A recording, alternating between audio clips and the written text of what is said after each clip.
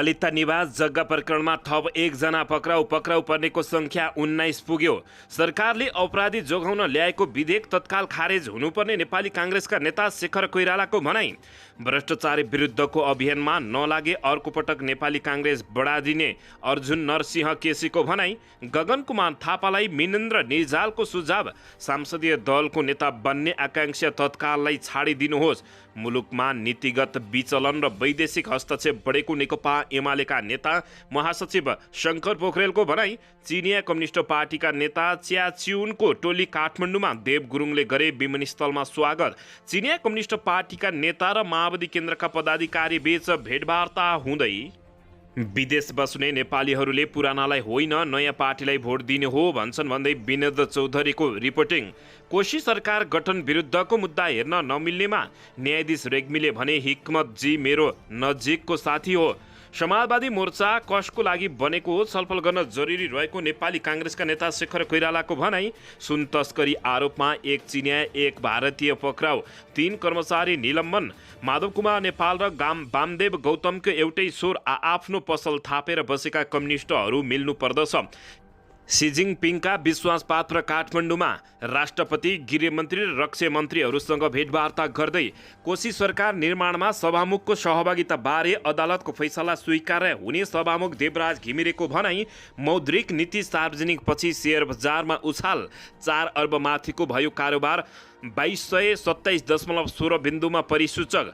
एकीकृत समाजवादी पार्टीका रामेसाप अध्यक्ष नेकपा एमालेमा गरे प्रवेश। आर्थिक वर्ष 2080-81 को मौद्रिक नीति भयो सार्वजनिक। बीच सडकमा ट्राफिक प्रहरीलाई कुट्ने युवक परे पक्राउ। महोत्तरीमा डीएसपी माथि आक्रमण। 3 सदस्यीय छानबिन समिति गठन। भारतले जवाफ नदिँदा गौतम बुद्ध अन्तर्राष्ट्रिय विमानस्थलमा आईएलएस सञ्चालन अन्यलमा। र काङ्ग्रेस सह महामन्त्रीको आरोप, बालकृष्ण खाँडलाई राज्यले नै फसायो। सरकारले भ्रष्टाचार विरुद्ध चलेको कदमको काङ्ग्रेसले स्वामित्व लिनुपर्ने सह महामन्त्री पाण्डेको भनाई। जग्गा धनीलाई लछार पछार गर्दै मेयर हर्क सम्पाङले गराए निजी जग्गामा वृक्षारोपण। गृहमन्त्री नारायण काजी श्रेष्ठको निर्देशन, उजुरी दिन आउने मिटर ब्याज पीडितको बाटोमा हुने अवरोध हटाउनुहोस्। नापतौलमा ठगी गर्ने 11,000 भन्दा बढी व्यापारीहरू कारबाहीमा। प्रधानमन्त्री प्रचण्ड इटलीमा आज नेपाली समुदायहरूसँग अन्तर्क्रिया कार्यक्रम गर्दै मेयर हर्क साम्पाङले सद्भाव खलबल्याउन र जातीय विभेद र दोष फैलाउन बन्द गरून् भनी राप्रपाको माग। राजनीतिक दलबाट नेपाली सेनामाथि आक्रमण भएको भन्दै परराष्ट्र मन्त्री एनपी साउदको भनाई। अब हेर्नुहोस् पुरा समाचार। दर्शक महानुभावहरू नमस्कार। नेपाली न्युज टिभीको न्युज बुलेटिन खबरमा यहाँहरूलाई हार्दिक स्वागत छ। सदाझै आज पनि तपाईँहरूमाझ देश तथा विदेशका महत्त्वपूर्ण समाचार अपडेटका साथ उपस्थित भइसकेका छौँ।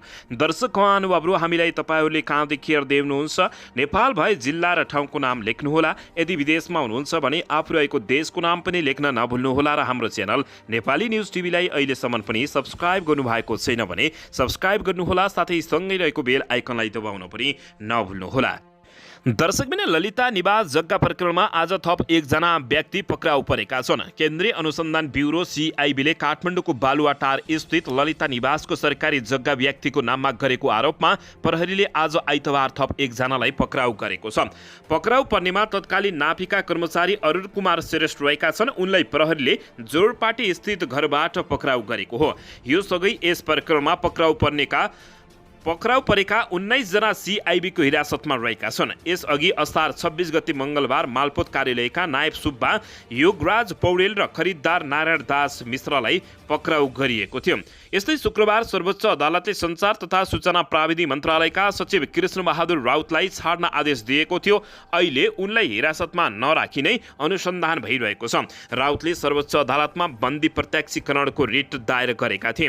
भाटभट्टिनी सुपरमार्केटका सञ्चालक मिनबहादुर गुरुङ, निर्वाचन आयोगका पूर्व आयुक्त सुधीर कुमार शाह र धर्मप्रसाद गौतमले पनि उक्त रिट दायर गरेका थिए, तर उनीहरूलाई सर्वोच्च अदालतले थुनामुक्त नगरेको अवस्था रहेको हो।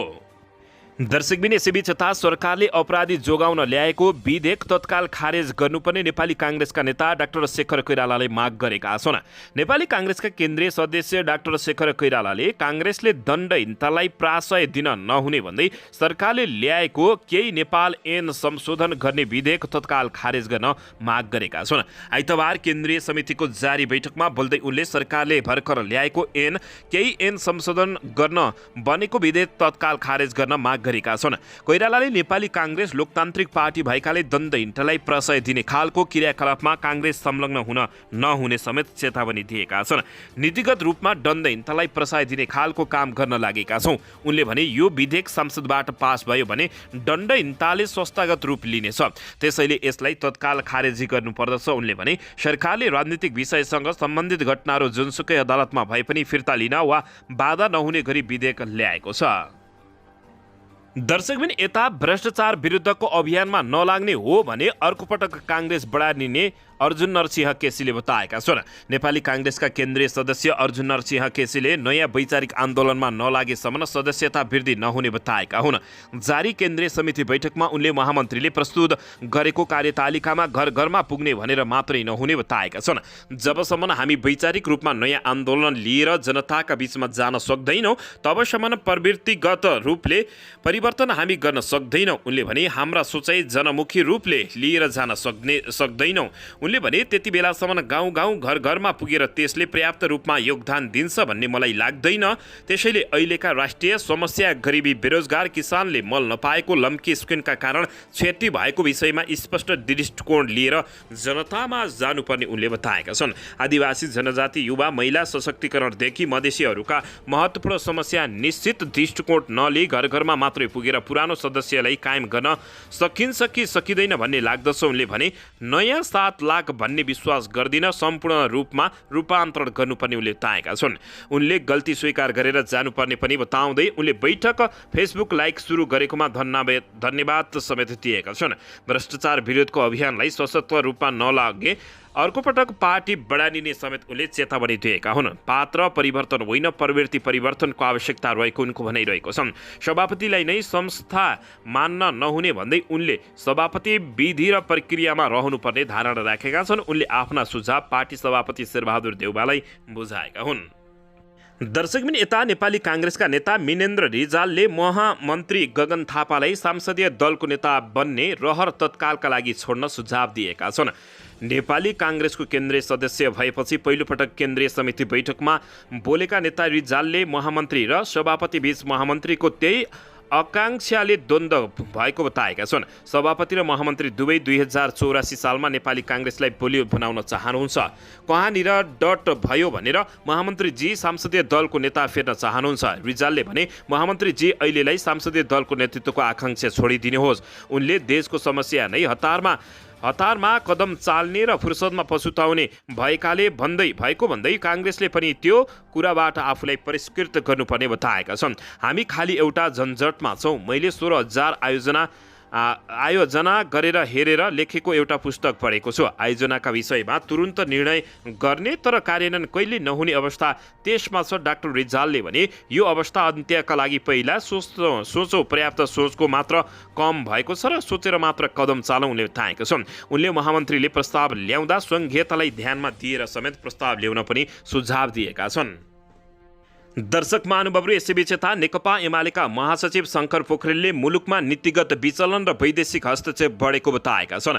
उनले यो अवस्था अन्त्य गर्नका लागि बलियो राष्ट्रिय शक्ति चाहिने र त्यसका लागि अब राजनीतिक ध्रुवीकरण आवश्यक रहेको औलाएका छन्। राजनीतिक अस्थिरता हटाउने सरकार मुलुकलाई चाहिएको छ। त्यो भनेको देशको रूपमा नेकपा एमालेको झण्डा मुनि आउनु पर्दछ। पुष्पलालको 45औं स्मृति दिवसको अवसरमा आइतबार पुष्पलालको जन्मथलो रामेछापको भङ्गेरीमा आयोजित कार्यक्रममा उनले भने त्यसका लागि राजनीतिक ध्रुवीकरण अगाडि बढाउन र पुष्पलालले बनाएको पार्टी विपरीत बसौँ। उनले भने नेपालको कम्युनिस्ट आन्दोलनको विचारधारा, सङ्गठन, सिद्धान्त सङ्घर्ष भएको भन्दै अहिले अवसरवाद मौलाएका बेला वैचारिक धाराबाट अराजकताको अन्त्य गर्नुपर्ने समेत बताएका छन्। दर्शकबिन यसैबीच यता चिनिया कम्युनिस्ट पार्टी सीपीसीका उच्च स्तरीय नेता युयान नेतृत्वको टोली काठमाडौँ आइपुगेको छ। च्याचु यान नेतृत्वको उच्च स्तरीय टोलीमा 25 जना सहभागी रहेका छन्।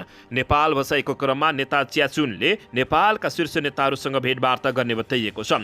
प्रधानमन्त्री पुष्पकमल दाहाल प्रचण्ड आगामी सेप्टेम्बरमा चीनको भ्रमणमा जाने भएका छन्। च्याचुनको यो भ्रमणले प्रधानमन्त्री दाहालको आगामी चीन भ्रमणको पनि गृहकार्य गर्ने बुझिएको छ। च्याचुनलाई विमानस्थलमा स्वागत गर्न नेकपा माओवादी केन्द्रका महासचिव देवप्रसाद गुरुङ, सचिव गणेश शाह र परराष्ट्र मामिलाका जानकार डाक्टर रूपक सापकोटा पुगेका थिए। च्याचुन नेतृत्वको टोली काठमाडौँको 32 पुतली स्थित होटल द्वारिकामा बस्नेछ। अहिले होटल परिसरमा एकदमै कडा सुरक्षाका साथ व्यवस्था मिलाइएको जानकारी प्राप्त भएको छ। चिनिया कम्युनिस्ट पार्टीका नेता र माओवादी केन्द्रका पदाधिकारी बीच यति बेला भेटवार्ता हुने बताइएको छ। दर्शक महानुभावहरू, अन्ततः नेपाल भ्रमणमा रहेका चिनिया कम्युनिस्ट पार्टी सीपीसीका पोलिट ब्युरो सदस्य युआन च्याचुयान र माओवादी केन्द्रका पदाधिकारी बीच भेटवार्ता भएको छ। भेटवार्ता आजै साँझै 6 बजे होटल द्वारिकामा तय भएको उपप्रधान तथा गृहमन्त्री नारायण काजी श्रेष्ठको सचिवालयले जानकारी दिएको छ। दर्शक महानुभावहरू, चिनिया प्रतिनिधिमण्डलको भेटमा उपप्रधान तथा गृहमन्त्री तथा नारायण काजी श्रेष्ठसहित उपाध्यक्षहरू र उपमहासचिवहरूलाई खबर गरिएको छ। छलफल द्विपक्षीय हित प्रवर्धन र कूटनीतिक शिष्टाचारका रूपमा हुने बताइएको छ। भेटमा प्रधानमन्त्री पुष्पकमल दाहाल प्रचण्डको चीन भ्रमणबारे पनि पुनः छलफल हुने बताइएको छ। दर्शक महानुभावहरू, यद्यपि प्रधानमन्त्री प्रचण्डसँग भने चिनिया कम्युनिस्ट पार्टीका नेताहरूको भेट हुने छैन। प्रधानमन्त्री शनिबार इटाली प्रस्थान गरेका छन् भने उनी 12 गते मात्रै स्वदेश फर्कने कार्यक्रम रहेको छ। दर्शकबिन यसैबीच आउनुहोस् अर्को समाचारतर्फ लागौँ। विदेश बस्ने नेपालीहरूले पुरानालाई होइन नयाँ पार्टीलाई भोट दिने हो भन्छन् भन्दै विनोद चौधरीले टिप्पणी गरेका छन्। दर्शकबिन, नेपाली काङ्ग्रेसका केन्द्रीय सदस्य समेत रहेका विनोद चौधरीले विदेशमा बस्ने नेपालीहरूले चुनावमा नयाँ पार्टीलाई भोट दिन प्रेरित गरिरहेको बताएका छन्। आइतबारको केन्द्रीय समिति बैठकमा धारणा राख्दै चौधरीले काङ्ग्रेसले फेरि एकपटक आफूलाई रूपान्तरण गरेर अगाडि बढ्ने बेला आएको समेत सुझाव दिएका छन्। विदेशमा भएका 50औं लाख नेपाली युवाहरूले पुराना पार्टीका गतिविधिका कारण हामीहरू विदेशिन बाध्य भयौँ, तिनी पार्टीलाई भोट दिने होइन नयाँ पार्टीलाई दिने हो भन्छन् उनले भनेका हुन्। उनले विदेशमा रहेका नेपालीहरूका विषयमा समाधान गर्न पनि काङ्ग्रेसले भूमिका खेल्नुपर्ने बताएका छन्। जनताले रोजगारी चाहेका छन्। उनले भने काङ्ग्रेस यसका लागि सक्षम छ भन्ने सन्देश जानुपर्ने अवस्था छ। उनले पार्टी ठुलो बनाएकोमा सभापति शेरबहादुर देउवालाई धन्यवाद पनि दिएका छन्। गठबन्धन र पार्टीलाई चुनौतीका बेला पनि सुझबुझपूर्ण ढङ्गले अगाडि बढाउनु भयो, उनले यस्तो बताएका हुन्। दर्शकबिन, यसैबीच यता कोशी सरकार गठबन्धन विरुद्धको मुद्दा हेर्न नमिल्ने न्यायाधीश रेग्मीले भने हिक्मतजी मेरो नजिकको साथी हुन् भनेका छन्। कोशी प्रदेश सरकार गठबन्धन विरुद्ध नेकपा एमाले सांसदीय दलका नेता हिक्मत कार्कीले सर्वोच्च अदालतमा दायर रिटको पेशी हेर्न नमिल्ने भएको छ। नकुल सुवेदी र कुमार रेग्मीको संयुक्त इजलासमा परेको पेशीको सुनवाई हेर्न नमिल्ने भएको छ। न्यायाधीश कुमार रेग्मीले रिट निवेदक हिक्मत कार्की आफ्नो साथी भएकाले मुद्दा हेर्न असहज हुने भन्दै मुद्दा नहेर्ने उनले निर्णय गरेका हुन्। रेग्मीको भनाइ उद्रेक गर्दै इजलासमा उपस्थित एकजनाले भने मैले र हिक्मतजीले कक्षा 4 देखि नै सँगै पढेका हौँ। हुन त सँगै पढेको त धेरै साथी हुन्छन्, तर उहाँ मेरो अत्यन्तै मिल्ने साथी भएकाले मलाई अनइजी भएको छ। निर्णय गर्न त्यसैले मैले हेर्न मिल्दैन उनले बताएका हुन्। यसअघि एकल इजलासले संयुक्तका नियुक्त भएका मुख्यमन्त्रीलाई दीर्घकालीन प्रभावित पार्ने नीतिगत निर्णय नगर्न अन्तरिम आदेश दिँदै अन्तिम सुनवाईका लागि साउन 7 गते पेशी तोक्ने निर्णय गरेको जानकारी प्राप्त भएको छ। दर्शकबिन, यसैबीच यता समाजवादी मोर्चा कसको र किन बनेको हो र के को लागि बनेको हो छलफल गर्न जरुरी रहेको नेपाली काङ्ग्रेसका नेताले बताएका छन्। नेपाली काङ्ग्रेसका नेता डाक्टर शेखर कोइरालाले समाजवादी मोर्चाको सम्बन्धमा प्रश्न उठाएका छन्। आइतबार बसेको केन्द्रीय समिति बैठकमा बोल्दै नेता शेखर कोइरालाले सत्तारूढ दल गठबन्धनभित्रकै दलहरूले बनाएको समाजवादी मोर्चा कसको लागि बनेको हो भन्ने प्रश्न गरेका छन्। उनले गठबन्धनभित्र अर्को गठबन्धन बनेको भन्दै त्यसबारेमा पार्टीभित्र छलफल गर्न जरुरी रहेको उल्लेख गरेका छन्। उनले नक्कली भुटानी शरणार्थी प्रकरणले अन्तर्राष्ट्रिय तहमा देशको छवि धुमलिएको भन्दै यस विषयमा सचेत र गम्भीर बन्नुपर्ने अवस्था आवश्यकता रहेको बताएका छन्। उनले यस केन्द्रीय समिति बैठकले पारदर्शिता र सुशासनको पक्षमा उभिन सक्ने नैतिक बल दिने समेत विश्वास व्यक्त गरेका छन्। उनले भने हामी गुटगठभित्र पनि गुटगठ भनेर भन्छौँ। नेपाली काङ्ग्रेसभित्र हामीहरूको गठबन्धनभित्र पनि अर्को गठबन्धन बनेको छ। समाजवादी मोर्चा त्यो कसको लागि बनेको हो? त्यतातिर अब हामीले छलफल गर्न जरुरी छ। भ्रष्टाचार र सुशासन दुई विपरीत दिशामा हिँड्दछन्। काङ्ग्रेसले सुशासनको नारा दिने मात्र होइन, भ्रष्टाचार र भ्रष्टाचारीहरूलाई संरक्षण किमार्थ गर्नु हुँदैन भन्ने विश्वासको वातावरण निर्माण नगरे जनताको घर दैलोमा गएर भोट माग्न सक्ने अवस्था नहुने र भोट माग्न सक्ने अवस्था सीमितमै रहने उनले बताएका छन्। भुटानी शरणार्थी प्रकरणमा अत्यन्त संवेदनशील र पेचिलो विषय बनेर गएको छ। उनले भने यस विषयमा केवल भावनामा बगेर हलुका टिप्पणी गरेर पन्छिन सक्ने अवस्था छैन। उनले भने यो प्रकरणले अन्तर्राष्ट्रिय तहबाटै नेपालको छवि धुलमुलाएको छ। यसमा हामी सचेत र गम्भीर बन्नुपर्ने आवश्यकता पनि मैले देखेको छु, उनले यस्तो बताएका छन्। दर्शकबिन यसैबीच आउनुहोस् अर्को समाचारतर्फ लागौँ। माधव कुमार नेपाल र वामदेव गौतमले एउटै स्वर निकालेका छन्। आफ्नो पसल थपेका कम्युनिस्टहरू अब मिल्नुपर्ने बताएका छन्। नेकपा एकीकृत समाजवादी पार्टीका अध्यक्ष माधव कुमार नेपालले कम्युनिस्ट पार्टीहरूलाई एक ठाउँमा ल्याउने कुरामा हरेस खान नहुने बताएका छन्। आइतबार नेपाल कम्युनिस्ट पार्टीका संस्थापक पुष्पलाल श्रेष्ठको 45औं स्मृति दिवसमा कीर्तिपुरमा सम्बोधन गर्न उनले आफ्ना पसल थापेर बसेका सबै कम्युनिस्ट पार्टीहरूलाई एक ठाउँमा ल्याउन जरुरी रहेको बताएका छन्। मिल्न सक्ने र सहकार्य गर्न सक्नेहरूबीच सहकार्य र एकता गरेर अगाडि बढ्ने उनले बताएका छन्। कम्युनिस्टहरूलाई जति मिलाउन सक्यो त्यति धेरै शक्ति आर्जन गर्न सकिने उनको भनाइरहेको छ। सबै कम्युनिस्ट पार्टीहरू आफ्ना पसल थापेर बसेका छन्। त्यसका बावजुद पनि हामीले हारेस खान हुँदैन। उनले भने जो जति मिल्न सक्छन् मिल्दै जाने हो, सहकार्य गर्दै जान सक्छन् सहकार्य गर्दै जाने हो। उनले भने अध्यक्ष नेपाली कम्युनिस्ट आन्दोलनहरूलाई एकबद्धता बनाउन पनि आफू सकारात्मक रहेको समेत।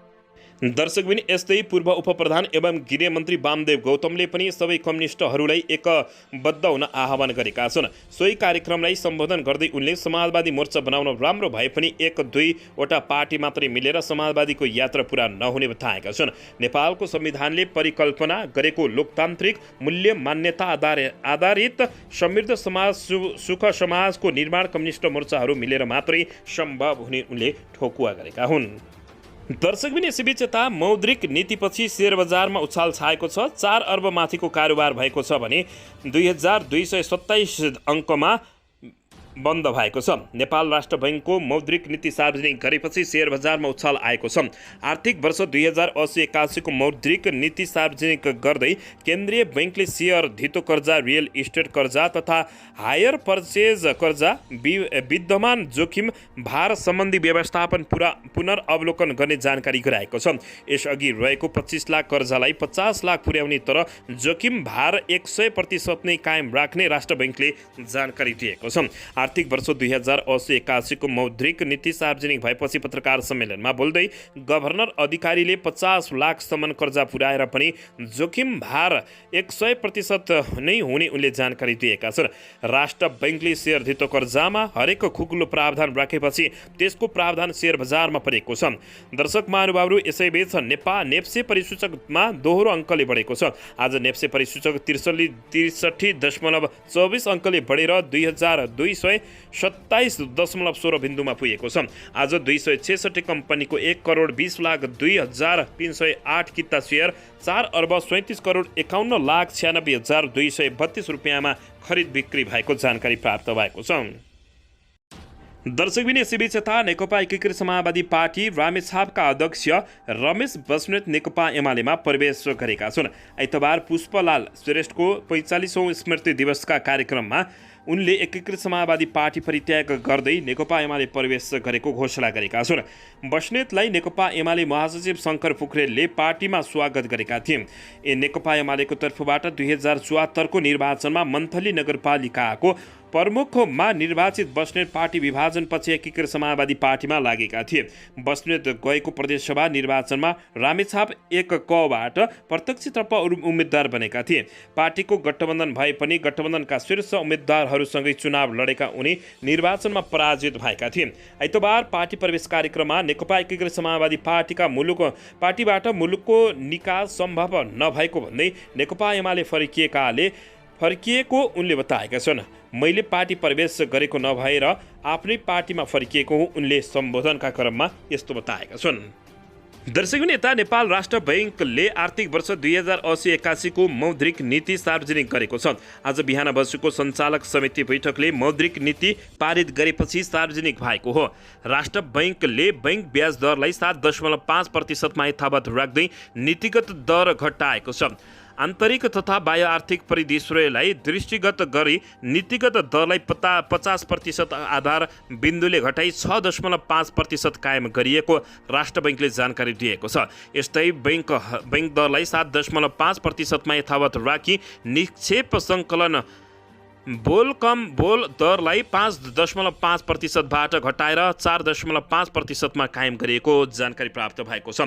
सञ्चालन लक्ष्यको रूपमा लिएको भारतीय औसत अन्तर्बैङ्क ब्याज दर बैंक उच्च दरभन्दा उच्च र निक्षेप सङ्कलन दरभन्दा न्यून भएका दोस्रो बजार कारोबार र निक्षेप सङ्कलन बोल खुल्ला गरिने राष्ट्र बैंकले जानकारी दिएको छ। बैंक दरमा स्थायी तरलता सुविधा र नीतिगत दरमा ओभरनाइट तरलता सुविधा उपलब्ध हुने व्यवस्थालाई यथावत राखिएको जानकारी प्राप्त भएको छ। ब्याज दर करिडोरलाई प्रभावकारी बनाउन ब्याज दर करिडोरको तल्लो सिमानामा स्थानीय निक्षेप सङ्कलन सुविधा उपलब्ध गराउने व्यवस्था गरिनेछ। अनिवार्य नगद अनुपात र वैधानिक तरलता अनुपातलाई भने यथावत राखिएको जानकारी प्राप्त भएको छ।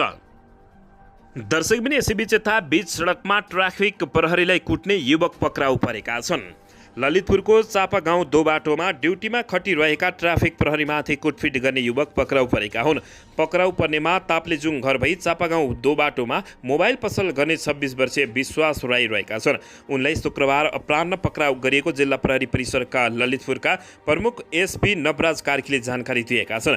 शुक्रबार दिउँसो चापागाउँ दोबाटोमा ड्युटीमा खटेका ट्राफिक प्रहरी हवलदार सुनिल शाहमाथि राईले निर्घात कुटपिट गरेका थिए। चापागाउँ दोबाटोमै मोबाइल पसल रहेको राईले ट्राफिक व्यवस्थापनमा काम गरिरहेका हवलदार शाहसँग न्यू खोजी 81 कुटपिटमा उत्रिएको एसपी कार्कीले बताएका छन्। सीसीटीभी हेर्दा ड्युटी गरिरहेका हवलदारसँग सडकमा बसिरहेका ती व्यक्ति आफैले न्यू खोजेको र अकस्मात कुटपिटमा उत्रिएको देखिन्छ भने राईलाई सोही दिन पक्राउ गरी 7 दोबाटो प्रहरी वृत्तमा राखिएको छ। उनी विरुद्ध अभद्र व्यवहारमा मुद्दा चलाउने र घटनाबारे थप अनुसन्धान भइरहेको एसपी कार्कीले जानकारी दिएका छन्। दर्शक महानुभावहरू यसैबीच यता भने महोत्तरीमा डीएसपी माथि आक्रमण भएको छ। 3 सदस्यीय छानबिन समिति गठन भएको छ। महोत्तरीमा 1 जना प्रहरी नायब उपरीक्षक डीएसपी माथि आक्रमण भएको छ। दर्शकबिन धनुषाको प्रदेश प्रहरी गणमा कार्यरत डीएसपी चन्देश्वर यादवमाथि आक्रमण भएको हो। घटना बिहिबार राति 10 बजेको महोत्तरीको जलेश्वर नगरपालिका 2 बस पार्क नजिक विद्यापति नगरमा उनीमाथि आक्रमण भएको जिल्ला प्रहरी कार्यालय महोत्तरीका प्रवक्ता डीएसपी सुनिल कुमार गिरीले जानकारी दिएका छन्। उनका अनुसार डीएसपी यादवको दायाँ बायाँ फ्र्याक्चर भएको छ।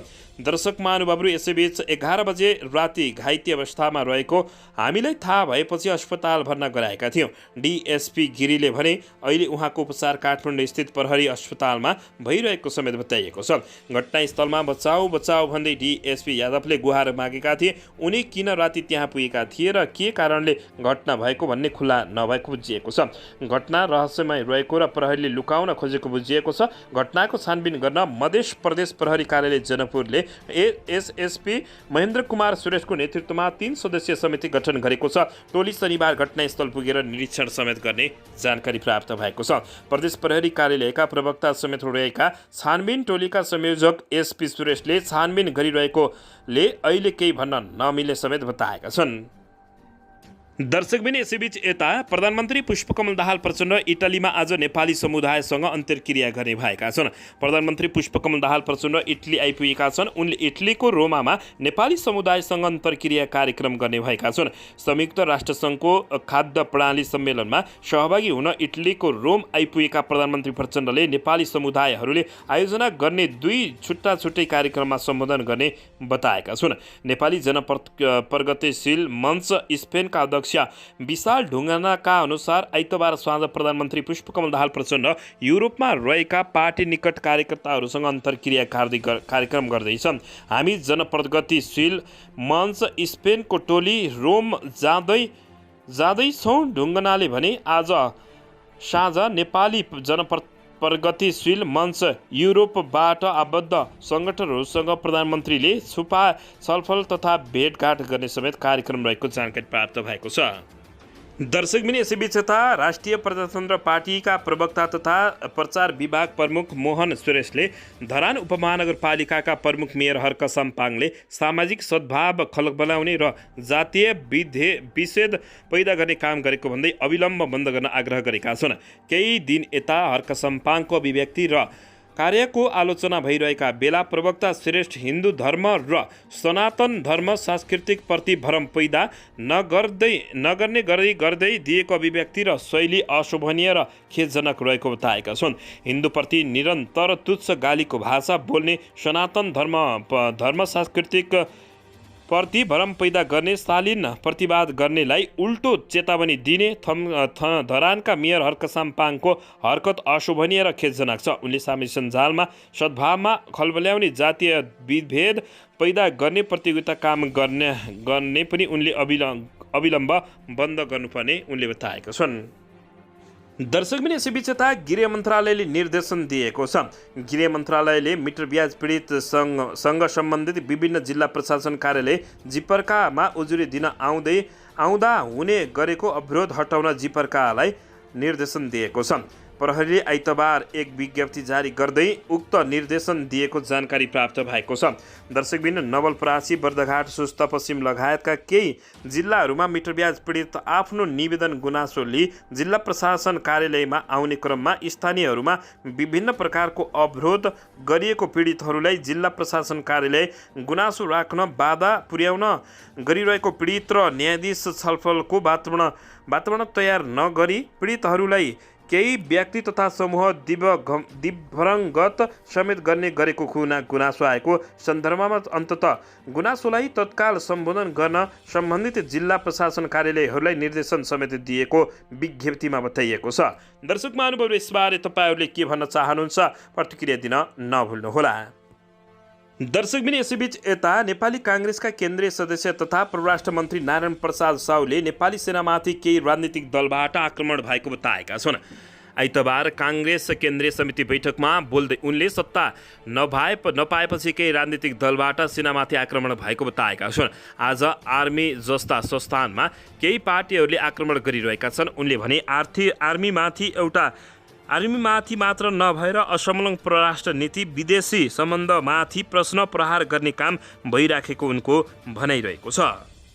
दर्शकबिन यसैबीच यता जग्गा धनीलाई लछार पछार गर्दै मेयर हर्क साम्पाङले निजी जग्गामा वृक्षारोपण गराएका छन्।